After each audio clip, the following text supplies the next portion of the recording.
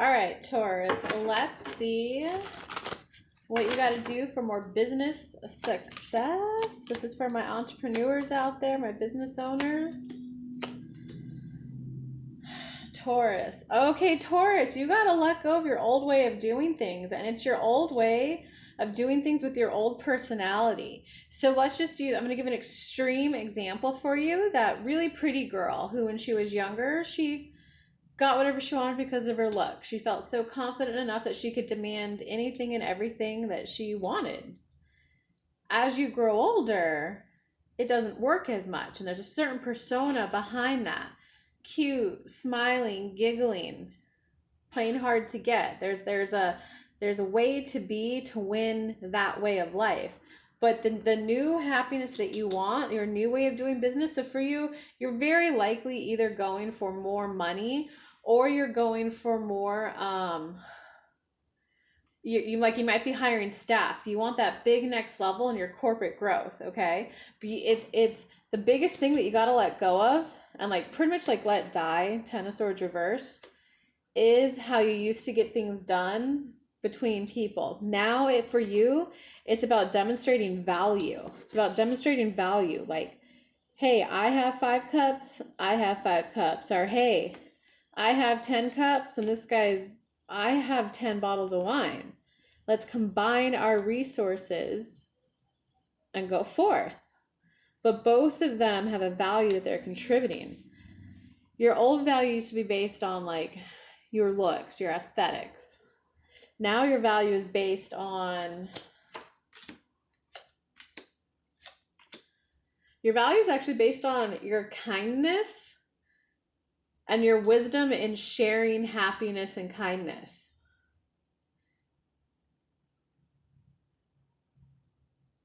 You guys are you're very likely like a coach. You're an emotional healer. You're an emotional healer. So, when a client comes to you, they don't care how hot you look, If you look good, great, that probably makes it easier. But they're there for the emotional growth and the healing. So Taurus, you guys are emotional healers. An emotional healer doesn't act that way. And keep in mind, that was just one example I was giving you. There's an old persona, there's an old way of getting things done. And kind of more importantly, it is kind of about getting things from other people. It's your old way of interacting with people. That's what's got to go. And you got to recognize it's a little bit more value-based. And a lot of the value that you provide is emotional healing and emotional grounding. So that often can, Taurus, mean sometimes you got to be the emotionally vulnerable one first. If you're in a relationship and you don't see as much of your honey bunny, you kind of got to be the one to be that emotional vulnerable one of like, hey, babe, I'm feeling excluded over here. I'm feeling left out. What the heck? You never hang out with me. Or you could word it like, I just realized we haven't hung out in forever and I want some love and connection from you. And I don't know, what do you think? The person who goes first to say those words is often the bravest one, right? They're the ones taking the risk of like extreme rejection. So you should be proud of yourself for the fact that you're able to tune in, tap into how you feel. In the past, though, you've had a very hard time expressing it. Even though you could identify it, I feel used, I feel betrayed, I feel neglected, I feel left out. Like you can, whatever the emotion was, you were able to identify it, but for whatever reason, you didn't speak it. And probably childhood trauma, but the new you is starting to recognize, no, it's passionate, it's hot, it's sexy, it's vulnerable, it's what's needed in this world right now to literally speak what's on your heart. Hey, I feel left out. Hey, you didn't call me for like a week, man. That kind of hurt my feelings. A lot of people, especially the millennials in this like modern dating area, will just like brush that off immediately and I gotta not act like I even noticed he didn't call me for the whole week because otherwise I look desperate. Like, no, see, that's that fake crap, right? It's the whole person of like, oh man, it's so nice to hear your voice. I gotta admit, I thought you lost interest because it had been a whole week since you called and I was kind of bummed. Like, that's where your power lies, Taurus, being able to emotionally express yourself.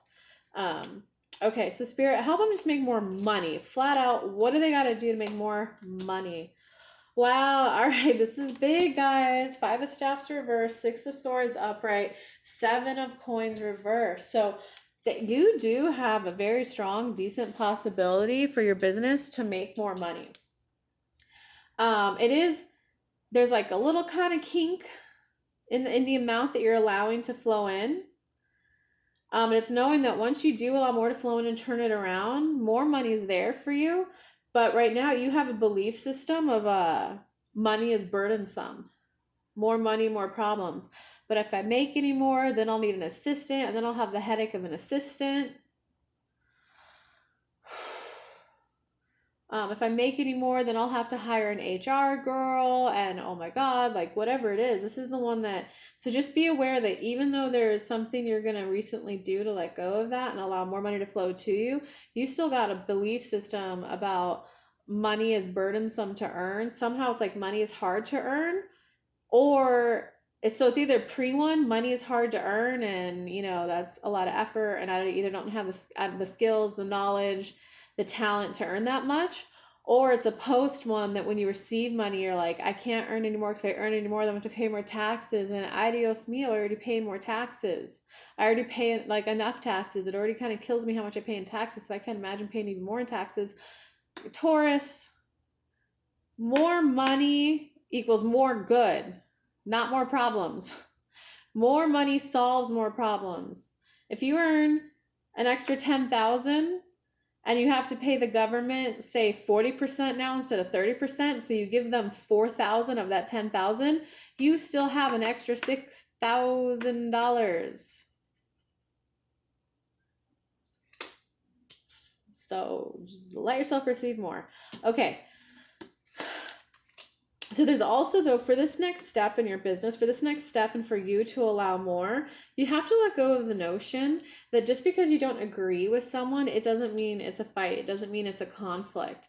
It's okay to have your own unique opinion. You get 5 people in the room and the first person says they like vanilla. Then everyone else goes, oh yeah, ha ha ha. They nod their heads, me too. They're just following the first person. But if you get 5 people in a room, the first person goes, I like coffee flavor. The second one was, coffee, really? Ooh, I like strawberry. The third one goes, oh my God, that's cool flavors, guys. But God, I like that chai latte flavor. Now that's interesting. That's dynamic. So you have to allow yourself to become interesting, Taurus. You have to allow yourself to become interesting.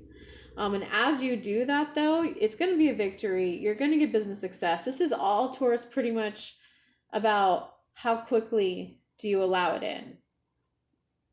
Like, it's going to happen. It's just really about how quickly you want to let it in. And so you'll get your victory.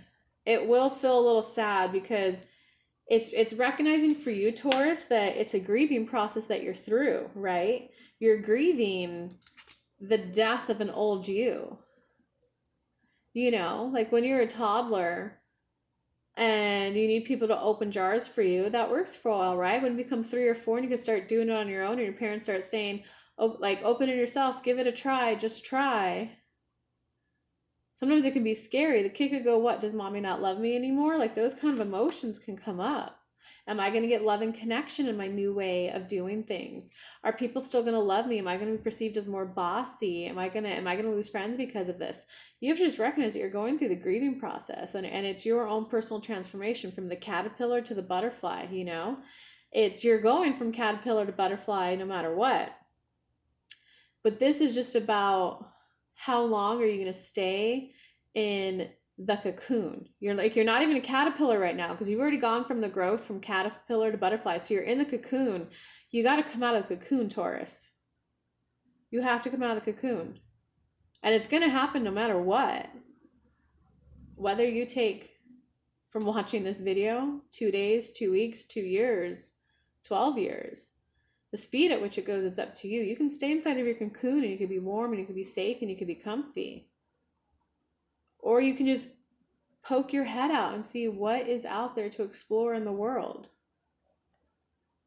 So Taurus, this is a good read for you guys. Good luck with that. If you guys would like help with that, I have some one-on-one spots open for coaching. Just go to kellylunt.com/apply and we will get on a call to meet to make sure It could help you with your problem and to help you make a decision. So kellylunt.com/apply for some one-on-one coaching. Good luck, Taurus. It's a good read for you.